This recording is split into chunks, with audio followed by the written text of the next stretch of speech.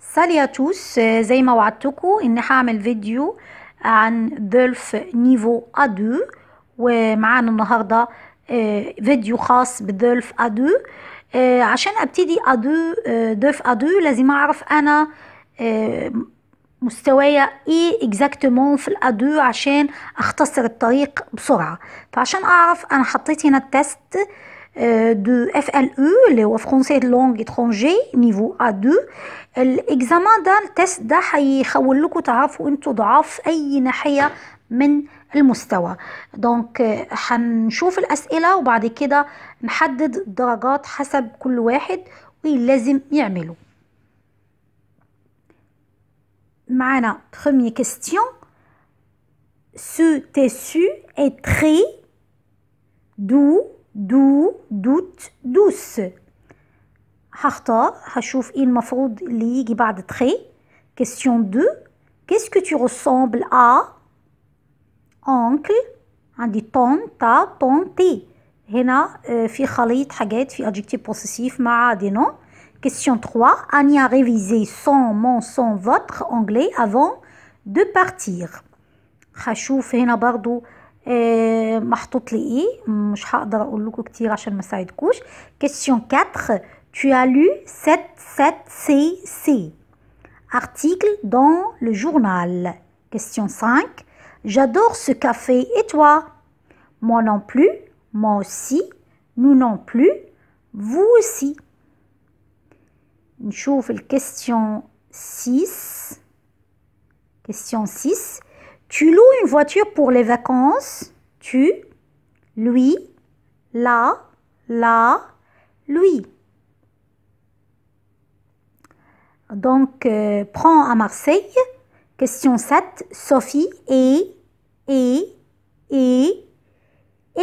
coiffeuse dans un salon. Question 8. Claire et moi sommes et suis avocate.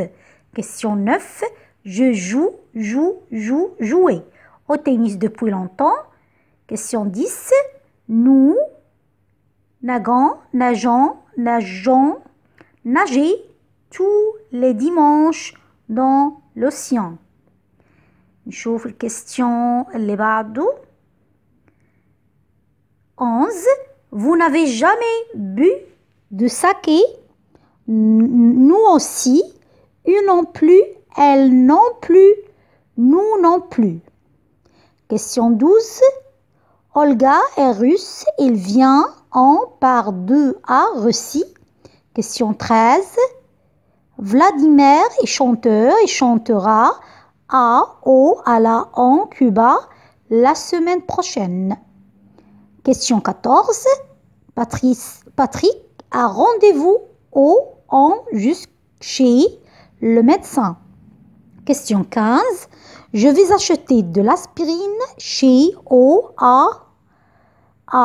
la pharmacie car j'ai mal à la tête. نشوف الكيستيون اللي بعده. 16. Question 16. Ils vont divorcer il y a depuis un mois. Question 17. Parle, écoute, moi de tes vacances en Italie. Question 18. L'année dernière, Joanne a quitté l'Argentine, pardon. Question 19. Quelle chaleur, c'est incroyable. Question 20. Que apostrophe, des apostrophes, il fait froid dans cet avion. Donc voilà 20 questions. معنا 20 questions 20 سؤال هتحلوهم. et après هتسجلوا الإجابات بتاعتكم في بابييه، يكون معاكم بابييه تسجلوها. طيب ازاي هحتسب درجاتي؟ هنشوف الريبونس. انا لو جبت بدءا من 16 ل 20 درجة، يعني من 16 من 20 أو يعني فما فوق، يبقى أنا محتاج إني أبتدي أمارس الامتحان، يبتدي أعمل براتيكي لزيكزامان. إني أنا معايا نيفو بس عايز أعمل براتيكي ليه شوية.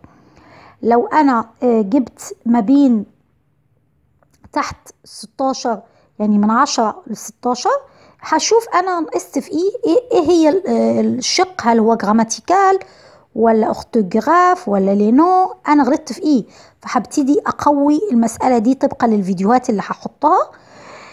لو جبت تحت ال10 سي سور انه انا ما عنديش نيفو A2، دونك لازم ابتدي من الزيرو، ابتدي من الاول من الفيديو اللي هيكون بعد ده على طول، اللي هو هبتدي فيه فيديوهات خاصة بالدولف A2.